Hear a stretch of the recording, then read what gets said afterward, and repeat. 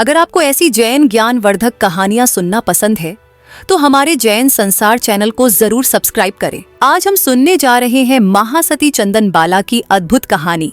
ये वो कहानी है जो दिखाती है कि कैसे एक राजकुमारी जो महलों में पली बढ़ी किस्मत के फेर से दासी बन जाती है, अपमान सहती है और यहाँ तक कि जंजीरों में जकड़ दी जाती है।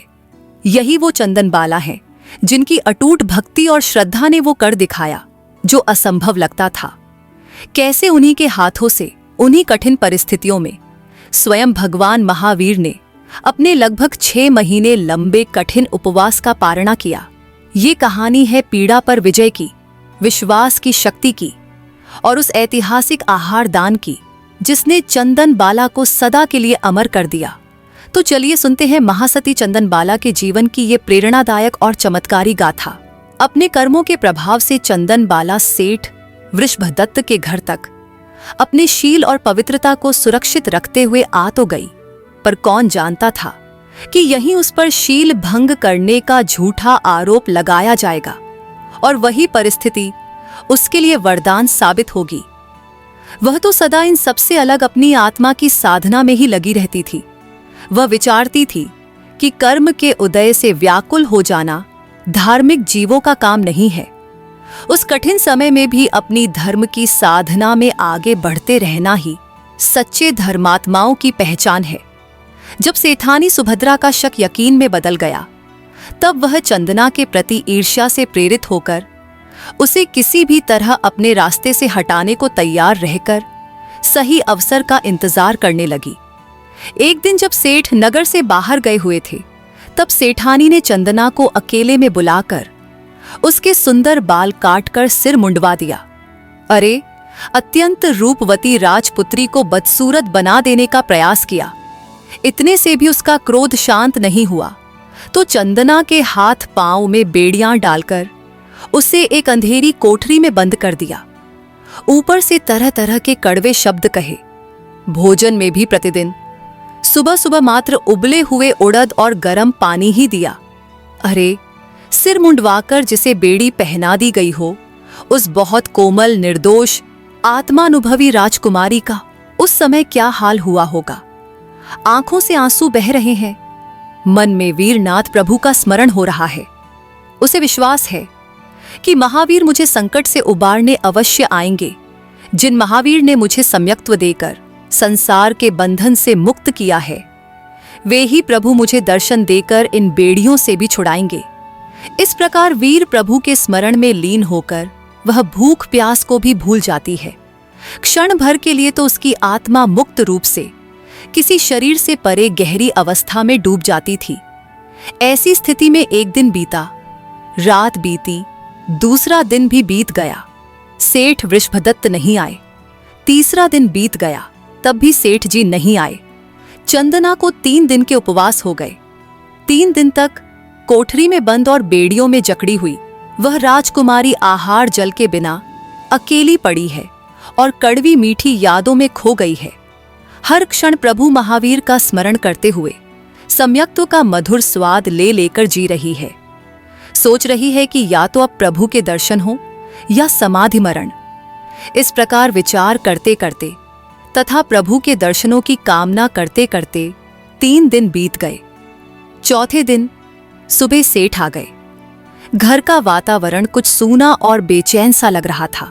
चंदना कहीं दिखाई नहीं दी, इसलिए बुलाया, चंदना बेटी चंदना। किंतु कहीं से उत्तर न पाकर सेठ चिंता में पड़ गए। उनके मन में तरह तरह के संदेह होने लगे। अरे, चंदना कहाँ गई? वह निर्दोष कन्या कोई बुरा काम तो कर नहीं सकती। मुझसे या सुभद्रा से पूछे बिना वह कहीं जा भी नहीं सकती। तो फिर हुआ क्या? कहाँ गई वह? सेठानी से पूछा तो कहती है, मैं कुछ नहीं जानती, दास दासियों को भी कुछ पता नहीं, वे कुछ बोलते भी नहीं हैं। सेठ परेशान हो गए। प्राणों से भी प्रिय पुत्री कहाँ गई? अंत में उदास होकर एक बूढ़ी दासी से पूछा, बहन, तुम्हें मालूम है चंदना कहाँ है? तुम सब उदास क्यों हो? कुछ बोलते क्यों नहीं? दासी ने कोई उत्तर तो नहीं दिया, परंतु सेठ की ओर देखकर सिसकने लगी। उसकी आंखों से आंसू गिरने लगे। एक गहरी सांस छोड़कर कोठरी की ओर संकेत करके वह चली गई। सेठ ने तुरंत कोठरी की खिड़की के पास जाकर देखा तो भीतर चंदना दिखाई दी। बाहर से ताला लगा हुआ था। चंदना का मुंडा हुआ सिर और हाथ पांव में पड़ी हुई बेड़ियों को देखकर सेठ से रहा नहीं गया। वे दर्द भरी चीख मार उठे, अरे बेटी चंदना, तेरी यह दशा! और फिर भी मुंह से आह तक नहीं करती। अरे किस दुष्ट ने तेरी यह दशा की है? चंदना ऐसा कुछ बोली नहीं, मात्र प्यार भरी आंखों से सेठ जी की ओर देखती रही, मानो उसकी अमृत बरसाती आंखें उनसे शांत भाव रखने को कह रही हों। सेठ जी ने तुरंत कोठरी का दरवाजा खोलने और बेड़ियां काटने के लिए स्वयं ही लुहार को बुलाने दौड़े।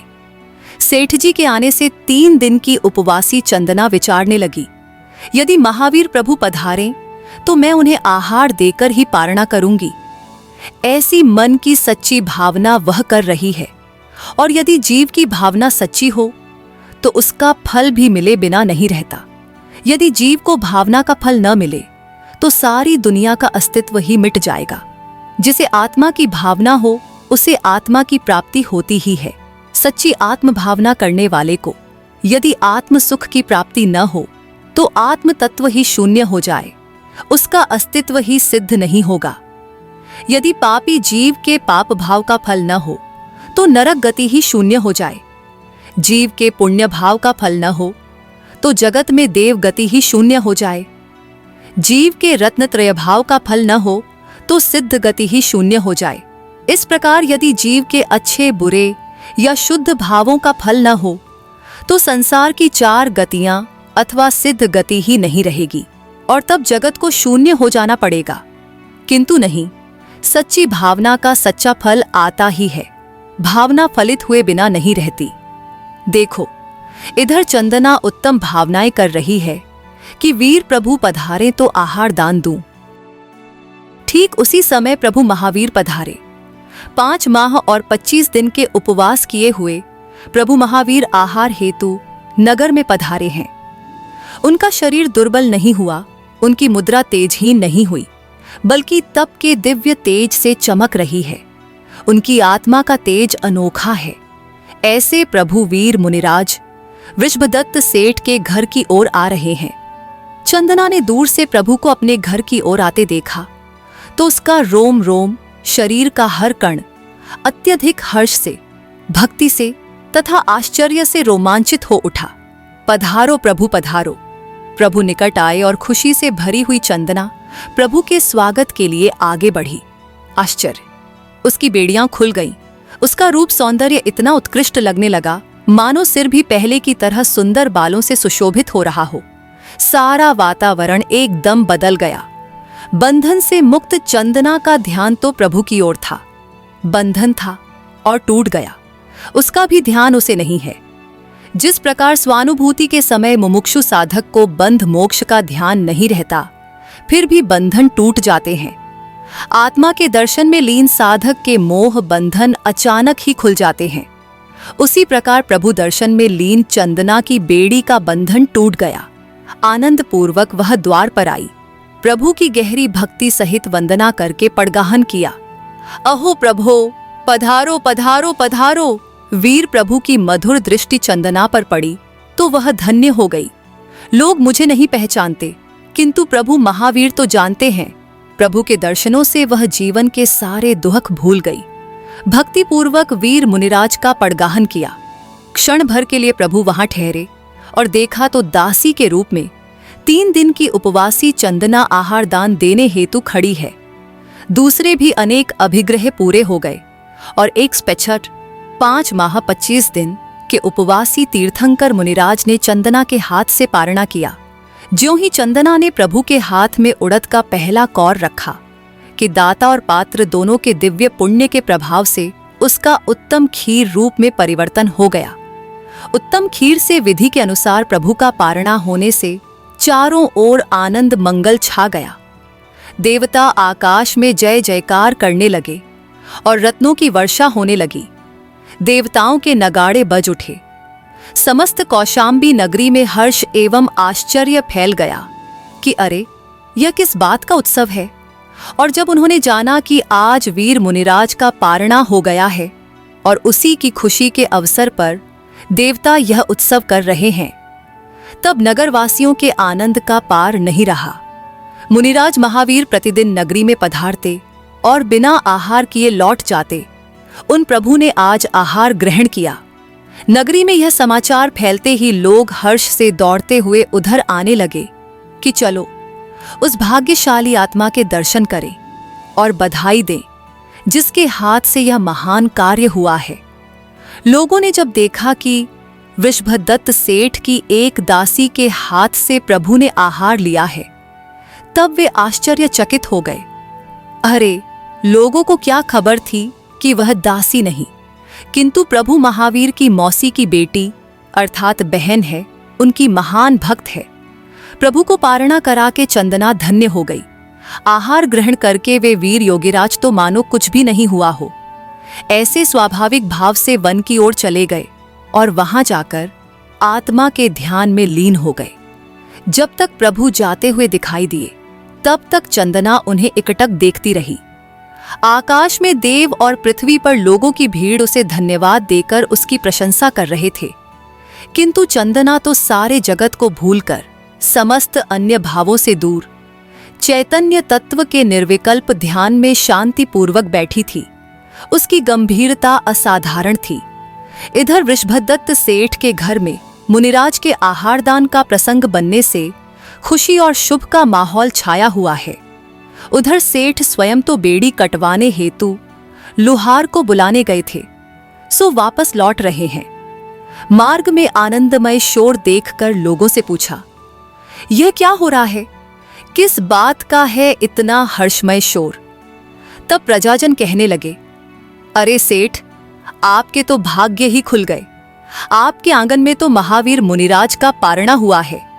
5 माह और 25 दिन के उपवास पश्चात पारणे का धन्य अवसर आपको प्राप्त हुआ है।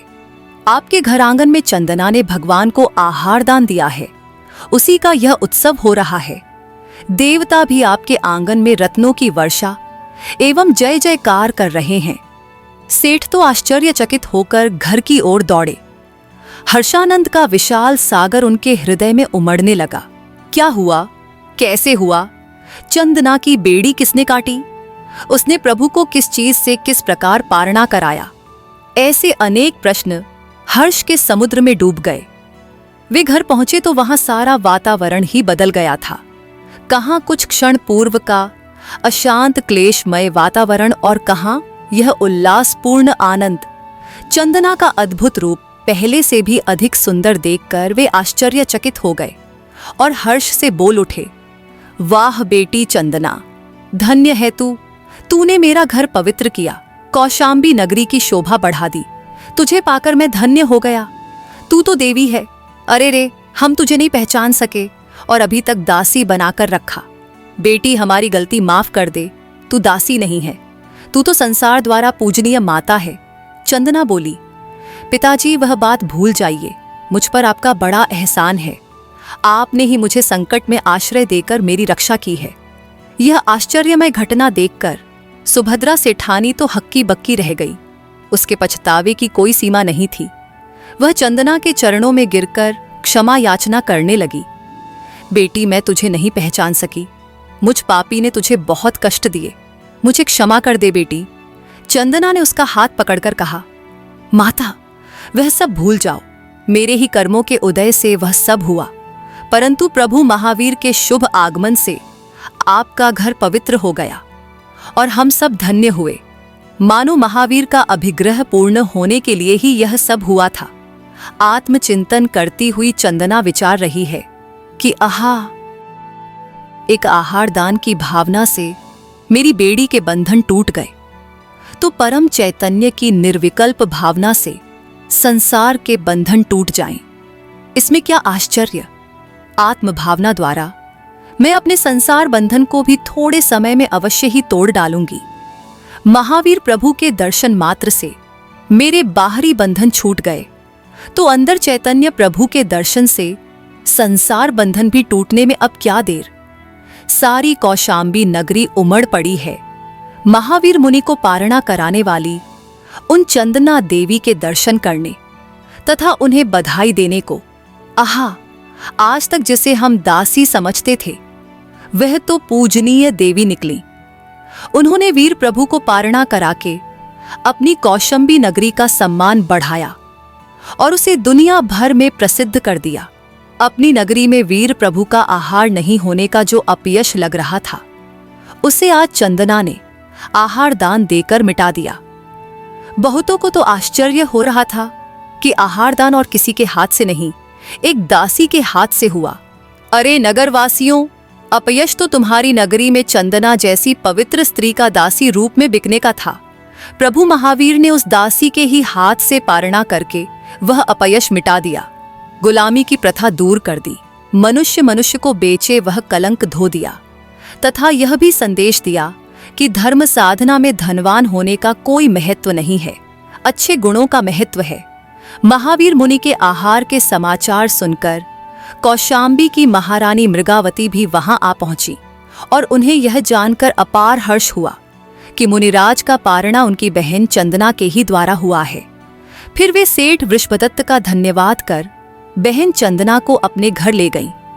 इसके बाद क्या हुआ, यह जानने के लिए आगे की कथा पढ़ें। श्री महावीर मुनिराज आज मोह को संपूर्णतया हराने के लिए वीर योद्धा की तरह ध्यान रूपी तलवार लिए हुए खड़े हैं। वीर राजा की वीरता आज सचमुच पूरी तरह जागृत हो उठी है। क्षायिक सम्यक्त्व उनकी सेना का सेनापति है और अनंत गुणों की शुद्धि रूपी सेना शुक्ल ध्यान के श्रेणी रूपी बाणों की वर्षा कर रही है। अनंत आत्मबल प्रकट हो रहा है और अनंत सिद्ध भगवंत उनके साथ आ गए हैं। केवल ज्ञान रूपी लक्ष्मी जीत की माला लेकर तैयार खड़ी है और मोह की सारी सेना हर पल घट रही है। अरे देखो देखो, प्रभु तो शुद्धोपयोग रूपी चक्र की धार से मोह का नाश करने लगे हैं।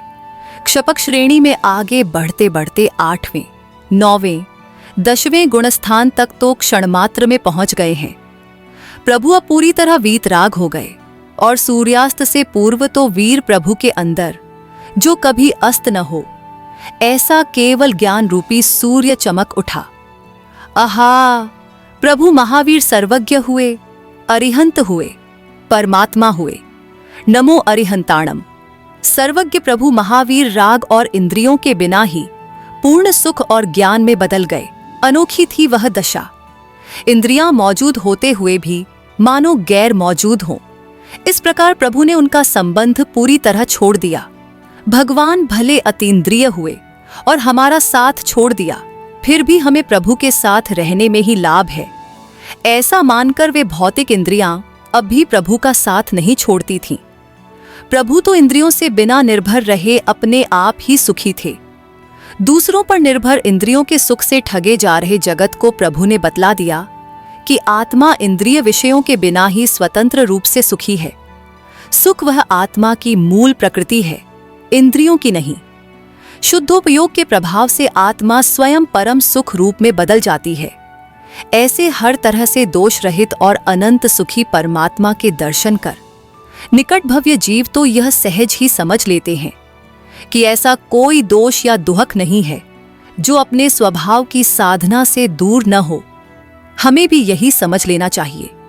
इंद्रियातीत तथा संसार में सर्वश्रेष्ठ ऐसे वे वीर भगवान केवल ज्ञान होते ही पृथ्वी से 5000 धनुष ऊपर आकाश में विराजमान हुए।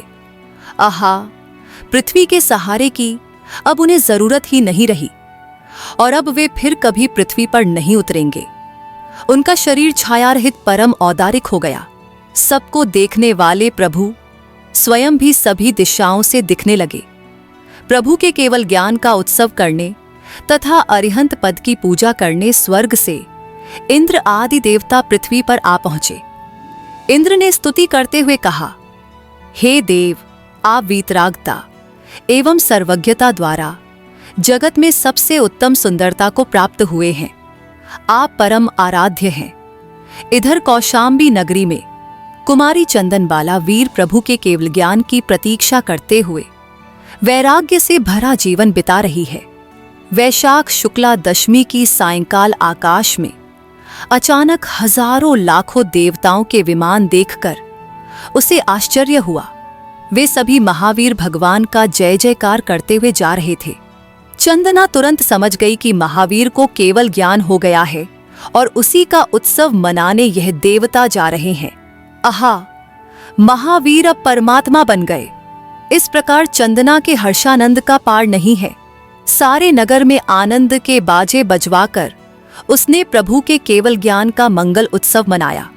पश्चात बड़ी बहन मृगावती को साथ लेकर वह राजगृही वीर प्रभु के संवत्सरण पहुंची और उन वीतरागी वीर परमात्मा को देखकर हैरान रह गई। राजकुमार महावीर ने जो आत्मानुभूति प्राप्त कराई थी उसका उसे स्मरण हुआ और तुरंत वैसी अनुभूति में बार बार ध्यान लगाकर आंतरिक शुद्धि को बढ़ाया, प्रभु की स्तुति की, वहां विराजमान मुनियों को वंदन किया और प्रभु चरणों में आरिका के व्रत धारण किए, कोमल केशों का लोंच किया और अंदर के वैराग्य से बाहर सफेद वस्त्रों में भी वह शोभायमान हो उठी। अब शाही कपड़ों का क्या काम। अभी कुछ दिन पूर्व भी सिर मुंडाए बंधन में पड़ी थी और आज अपनी इच्छा से सिर मूंडकर वह मोक्ष मार्ग में आगे बढ़ रही है। कहां वह जेल और कहां यह संवत्सरण धर्मसभा। उन दोनों परिस्थितियों से अलग तथा अपने गुणों से एक ऐसे अपने स्वरूप का वह अनुभव करती थी। वीर प्रभु की धर्मसभा में विद्यमान 6000 आर्यिकाओं के समूह की वे चंदना माता प्रमुख थीं। कहां विद्याधर द्वारा अपहरण और कहां वीर प्रभु की शरण, कहां गणिका के हाथों बाजार में बिकने का प्रसंग और कहां 36,000 आर्यिकाओं में अध्यक्षा पद। वाहरे कर्मों का उदय तेरा खेल, परंतु धर्मात्मा का चैतन्य भाव अब तेरे अजीब जाल में नहीं फंसेगा। वह तो सर्व प्रसंगों में तुझसे अलग अपने चैतन्य भाव में ही रहेगा और मोक्ष प्राप्त करेगा। एक बार प्रभु महावीर राजगृही के वैभारगिरी पर पधारे। परमात्मा महावीर को और साथ में अपनी प्यारी बहन चंदना को देखकर महारानी चेलना के आनंद का पार नहीं रहा। महाराजा श्रेणिक भी साथ थे। सर्वज्ञ महावीर को देखकर वे भी हैरान रह गए। वाह मेरे आराध्य देव, धन्य आपकी वीतरागता, धन्य आपका अकल्पनीय धर्म की महिमा। तो ये थी महासती चंदन बाला की अद्भुत और प्रेरणा देने वाली कहानी। सच में अटूट श्रद्धा और विश्वास क्या कुछ नहीं कर सकता। आपको इस कहानी में सबसे ज्यादा क्या प्रेरित किया? चंदन बाला का धैर्य, उनकी भक्ति या भगवान महावीर का वो चमत्कार? नीचे कमेंट करके अपने विचार जरूर शेयर करें। अगर आपको ये कहानी पसंद आई और इसने आपके दिल को छुआ हो तो इस वीडियो को एक लाइक जरूर दें और इसे अपने दोस्तों और परिवार के साथ शेयर करें ताकि ये प्रेरणादायक गाथा ज्यादा से ज्यादा लोगों तक पहुंच सके। ऐसी ही और ज्ञानवर्धक और प्रेरणादायक कहानियों के लिए हमारे चैनल को सब्सक्राइब नहीं करना न भूलें और हाँ, वो नोटिफिकेशन बेल दबाना भी याद रखें ताकि आप कोई भी वीडियो मिस न करें। देखने के लिए धन्यवाद। मिलते हैं अगले वीडियो में। जय जिनेंद्र।